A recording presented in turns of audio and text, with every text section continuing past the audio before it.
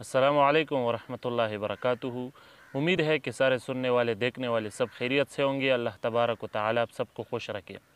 दोस्तों, एक मसला है कि चूँकि हम तो दो दो रकात की नियत बांध कर हम नमाज पढ़ते हैं, जब नफल पढ़ते हैं तो दो दो रकात पढ़ते हैं, तो क्या हम उससे ज़्यादा रकात एक साथ ही नियत बांध कर पढ़ सकते हैं या नहीं?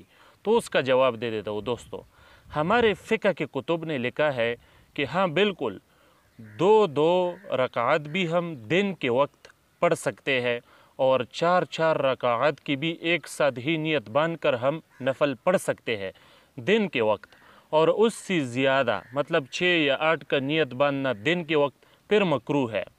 अलबत्ता हमारे फ़िक़्ह के कुतुब ने लिखा है कि रात के वक्त अगर कोई 6 रकात और 8 रकात इसकी नियत बांध कर नफल नमाज पढ़े एक साथ ही, तो फिर जायज़ है, रात के वक्त दुरुस्त होगा।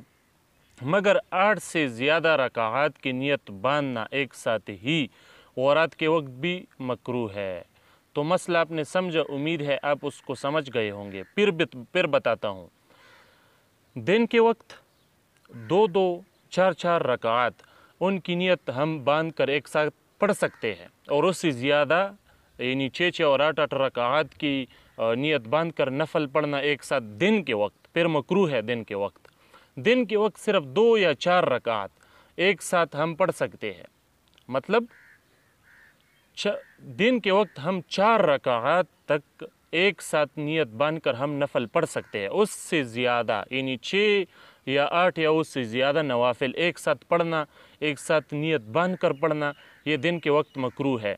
और रात के वक्त हम उससे ज़्यादा पढ़ सकते हैं, मतलब 6 रकात या 8 रकात यहाँ तक हम नियत बांध कर एक साथ हम पढ़ सकते हैं। ये जायज़ है, दुरुस्त होगा, रात के वक्त मकरूह नहीं होगा। अलबत्ता दिन के वक्त मकरूह होगा एक साथ पढ़ना। और रात के वक्त भी अगर कोई 8 रकात से ज़्यादा की नियत बांध कर नफल पढ़े एक साथ, तो फिर रात के वक्त ये मकरूह है। तो ये मसला है, उनको समझना चाहिए, उस पर अमल करना चाहिए। हमारे फ़िक़्ह के कुतुब ने ज़िक्र किया है। उम्मीद है आपकी तसल्ली हो गई होगी। अस्सलामु अलैकुम रहमतुल्लाहि व बरकातुहू।